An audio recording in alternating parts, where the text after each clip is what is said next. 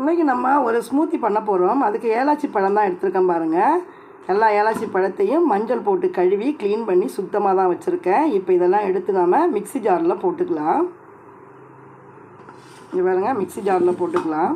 இப்போ இந்த பழத்தோட வெல்லம் கொஞ்சம் சேர்த்துக்கிறேன். 2 ஏலக்காய், கொஞ்சம் அக்ரூட் சேர்த்துக்கிறேன்.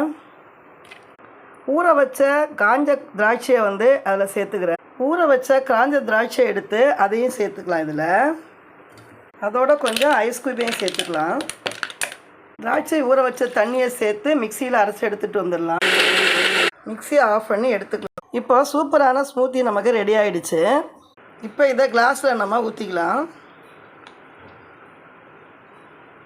உரித்து வச்ச மாதுளம்பழத்தை போட்டுக்கலாம். இடித்து வச்ச முந்திரியை சேர்த்துக்கலாம். பனங்கற்கண்டு கொஞ்சம் அதுக்கு மேலே போட்டுக்கலாம்.